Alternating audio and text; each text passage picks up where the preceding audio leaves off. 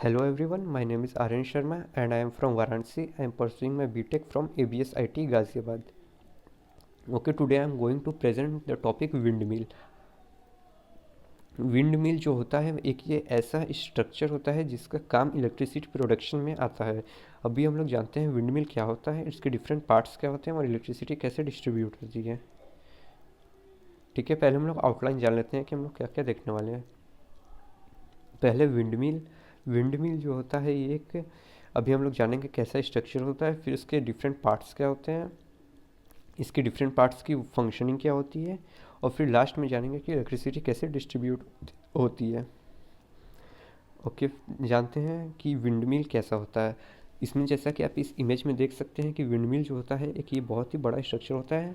इसके ब्लेड की, एक ब्लेड की जो हाइट होती है वो 70 to 80 फीट होती है। और जब ये इतना बड़ा स्ट्रक्चर होता है तो इसको हम लोग को एक बहुत बड़े एरिया में असेंबल करना होता है, और ये बड़ा एरिया जो होता है वो हिली टेरेन में इजीली अवेलेबल हो जाता है। इसलिए हम लोग जो विंडमिल होता है उसको हिली टेरेन में ही असेंबल करते हैं। ठीक है, अब इसको असेंबल कैसे करते हैं, ये असेंबल जो होता है वो क्रेन की मदद से होता है। जैसा आप इमेज में देख सकते हैं, इसमें ब्लेड कैसे नेसल में अटैच हो रहे हैं क्रेन की मदद से। अभी हम लोग जानते हैं नेसल क्या होता है। ठीक है, अब हम लोग जानते हैं कि विंड टरबाइन के डिफरेंट पार्ट्स क्या होते हैं। ठीक है। हम्म, पहला पार्ट जो निकल के आता है वो होता है टावर। टावर जो होता है वो एक कंटिन्यूस स्ट्रक्चर नहीं होता है, ये होता है एक बहुत बड़ा स्ट्रक्चर है, लेकिन इसको हम लोग डिफरेंट पार्ट्स में ब्रेक करके बनाते हैं। और ये जो टावर होता है ये अंदर से हॉलो होता है, और इसके हॉलो होने का फ़ायदा ये होता है कि इसके अंदर से हम लोग केबल की मदद से इलेक्ट्रिसिटी ट्रांसपोर्ट कर सकते हैं। अब नेक्स्ट पार्ट जो होता है वो होता है ब्लेड।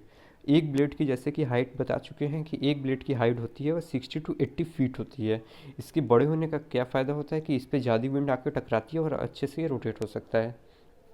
हालांकि विंड की स्पीड इतनी नहीं होती है कि ब्लेड को रोटेट कर सके, तो ये कैसे रोटेट होता है ये हम लोग आगे जानेंगे। ठीक है, नेक्स्ट पार्ट जो होता है वो होता है रोटर। रोटर का जो काम होता है वो होता है हम लोग के ब्लेड्स को स्टेबिलिटी प्रोवाइड करना। रोटर जो आप देख सकते हैं एक कर्व स्ट्रक्चर होता है जिसमें ब्लेड्स आके फिट हुए हैं। अब ब्लेड्स जो होते हैं वो फिट होने की मदद से, रोटर की मदद से ये रोटेट कर पाते हैं। रोटर एक कर्व स्ट्रक्चर होता है जिसमें ब्लेड अटैच होते हैं। ठीक है, अब रोटर के बाद जो नेक्स्ट हम लोग के पास पार्ट आता है वो होता है नेसल। नेसल जो होता है वो रोटर के ही पीछे कनेक्ट होता है और एक ये बहुत बड़ा स्ट्रक्चर होता है। नेसल में ही इलेक्ट्रिसिटी की प्रोडक्शन होती है। हम लोग जानते हैं कि नेसल में भी कई पार्ट्स होते हैं, अभी हम लोग जानेंगे कि कौन कौन से पार्ट्स होते हैं।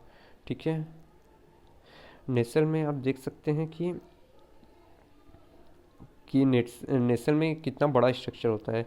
नेसल में ऑलमोस्ट 3 BHK फ्लैट जितनी साइज़ की जगह होती है। ठीक है, अब इनसाइड व्यू देखते हैं। अब जो यहाँ पे है मेन पार्ट आता है जहाँ पे इलेक्ट्रिसिटी प्रोड्यूस होती है। ठीक है, तो पहला पार्ट जो आता है हम लोग का होता है वो हब, फिर मेन बियरिंग, फिर मेन शाफ्ट, फिर गियर बॉक्स, फिर ब्रेक, फिर हाई स्पीड शाफ्ट और फिर जनरेटर। हम लोग एक एक करके जानते हैं कि इनका पार्ट क्या होता है, और ये जिस पे अटैच होते हैं उसको कहते हैं बेड प्लेट।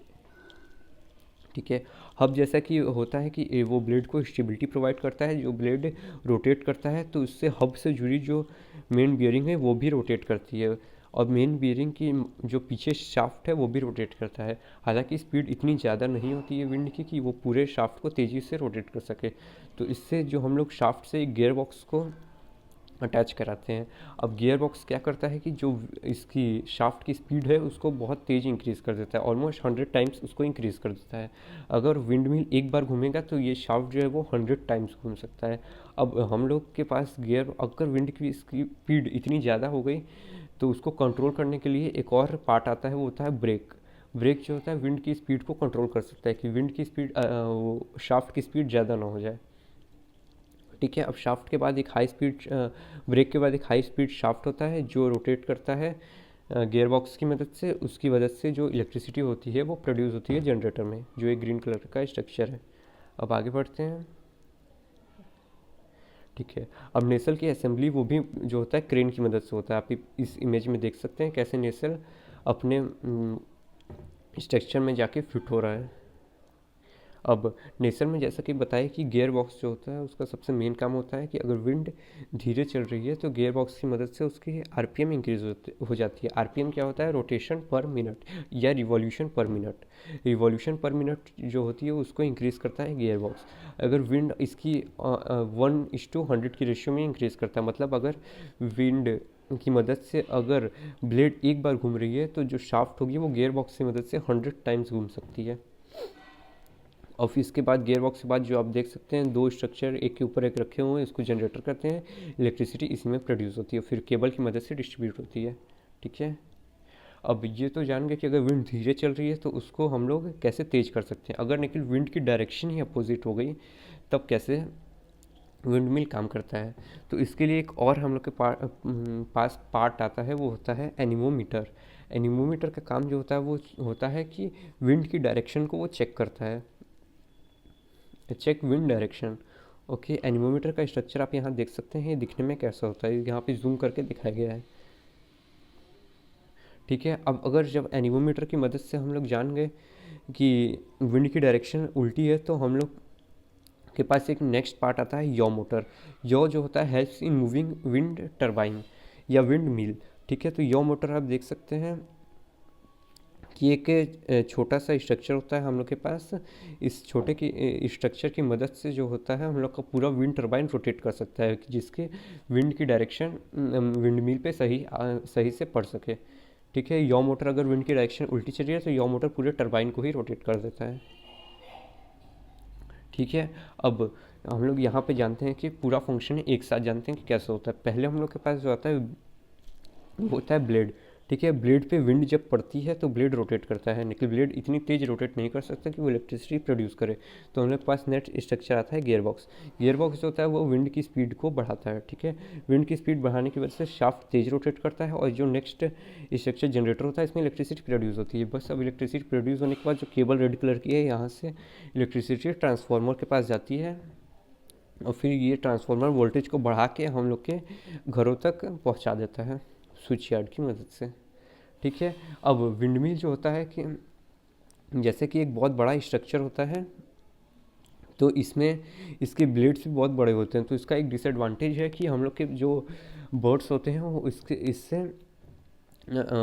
मरने के चांस ज़्यादा हो जाते हैं इसके ब्लेड्स से। और ये इतना बड़ा स्ट्रक्चर है इसलिए इसको असेंबल करने में भी कॉस्ट बहुत ज़्यादा लगती है। लेकिन इसका एक फ़ायदा भी बहुत सारे हैं कि इसमें जो विंड होती है वो मतलब किसी प्रकार का पॉल्यूशन नहीं क्रिएट करती है, और इसकी मदद से इलेक्ट्रिसिटी आराम से प्रोड्यूस हो जाती है। और इसमें इन्वेस्टमेंट वन टाइम में एक बार लगाने के बाद ये बहुत सालों तक आराम से चलता है।